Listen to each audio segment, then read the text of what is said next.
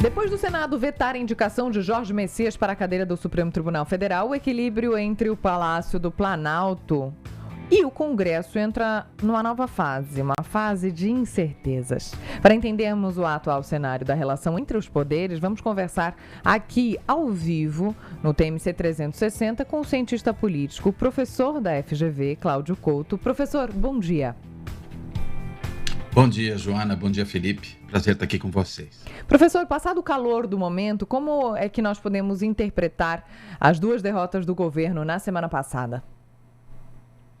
Olha, acho que primeiro de tudo, elas não são apenas resultado de alguns fatores conjunturais, que também estão presentes aí. A gente poderia, por exemplo, dizer que tivesse havido um maior diálogo prévio à indicação do nome do Messias entre o Senado Federal e a Presidência da República, isso poderia eventualmente ter sido evitado, né? Por que isso? Porque o Senado, e aí entra um fator mais conjuntural, assim como a Câmara, o Congresso Nacional, enfim, foram ganhando muito poder nos últimos anos, pelo menos desde 2015, quando nós começamos a ver aquelas transformações aí na maneira como o Congresso pode controlar o orçamento.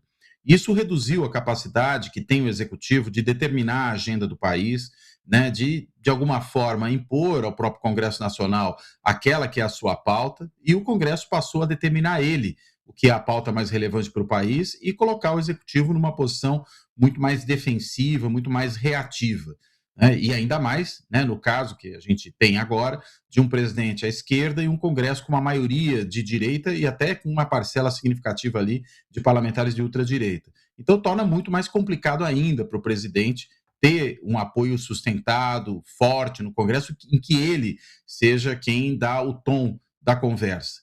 E aí, consequentemente, esse nome recusado pelo Senado, né, por esse Senado, como eu já falei, muito empoderado, levou a esse fato inusitado em grande medida, porque desde o final do século XIX e ali naquele momento num contexto muito peculiar, que era do início da República, da implantação da República após a derrubada da monarquia no Brasil, com uma ditadura, né, da chamada República da Espada, com o general Floriano Peixoto, só naquele momento, finalzinho do século XIX, que a gente teve recusa de indicações do presidente.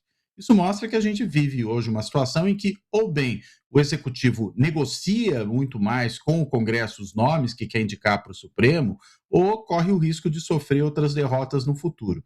E isso, claro, não coloca um cenário dos mais alentadores para o resto desse ano, do ponto de vista da capacidade que tem o governo de fazer avançar a sua agenda dentro do Legislativo.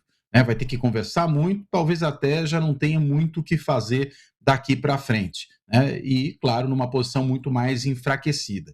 Acho que isso não afeta diretamente a escolha do eleitor, o eleitor está alheio em grande medida a esse tipo de coisa, está olhando para outros problemas, mas, claro, sinaliza para a classe política um governo fragilizado e isso pode comprometer os acordos, as alianças regionais necessárias, né, para levar a campanha presidencial adiante. Então, o presidente Lula está num momento de fragilidade. Professor Cláudio Couto, o seu ponto é muito interessante, porque se a gente puxar de 88, da Constituição de 88 para, ou melhor, da Constituinte de 87 e sua consequência, Constituição de 88 para cá, a gente tem uma evolução desse quadro que a gente pode também chamar de involução, né? Porque o nosso presidencialismo sempre foi muito peculiar e a coisa só caminhou nesse século XXI. Isto posto, então em algum momento ia acontecer uma ruptura, né? Como essa que aconteceu na semana passada. Se temos também como exemplo a cassação de Dilma Rousseff em 2016, pontos altos dessa desarmonia entre os poderes e da desarmonia da governabilidade. Isto posto, na semana passada, os governistas disseram, via de regra, o seguinte: olha, isso é apenas mais uma derrota da democracia, é normal. A oposição já disse que o governo acabou. Quem é que está certo nessa história? Os dois, nenhum? Olha, acho que nenhum dos dois está completamente correto nessa história. É uma derrota normal em contexto democrático? Em princípio, sim. E por que isso? Porque, afinal de contas, a própria Constituição determina que o nome indicado pelo presidente seja submetido ao crivo do Senado Federal. E o Senado, né, pode aprovar ou rejeitar esse nome. O fato de ser um fato inusitado, como eu apontei, desde o século XIX a gente não tinha algo assim acontecendo, não quer dizer que não esteja nas regras do jogo. E aí, claro, é do jogo democrático. Agora, o fato de não ter acontecido durante tanto tempo mostra que há uma maneira de se jogar esse jogo, né? Que é, por exemplo, negociando mais esses nomes. Se não negociando todos, o presidente Lula conseguiu aprovar sem grandes problemas 2 nomes anteriormente, que eram nomes da sua inteira preferência pessoal. Pelo menos esse terceiro nome talvez tivesse que fazer ali uma concessão e negociar com o Senado Federal.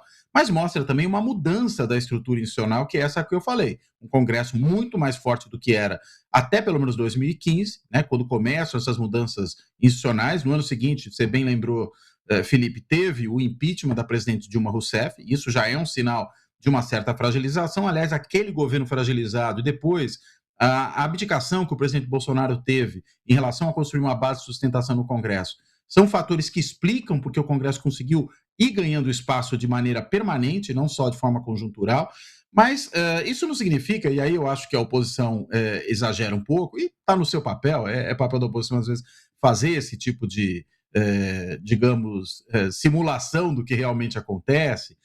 O presidente, claro, está enfraquecido, né? Isso lhe fragilizou, mas não acabou o governo, né? O governo ainda continua, há coisas que podem ser feitas daqui até o final do ano, mas é um governo que tem ali, num momento em que ele já vê uma dificuldade por conta de uma taxa de aprovação que não é das melhores, por conta de um cenário eleitoral que também não é dos melhores, né? O presidente achava que teria grande facilidade para se eleger, a gente vê hoje que o Flávio Bolsonaro empata com ele, às vezes algumas pesquisas até passa o presidente na intenção de voto hoje.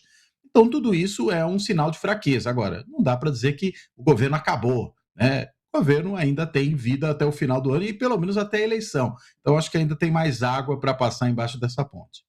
Cientista político, professor da Fundação Getúlio Vargas, Cláudio Couto, muito obrigado por mais esse papo aqui na nossa TMC. Um grande abraço, ótima semana.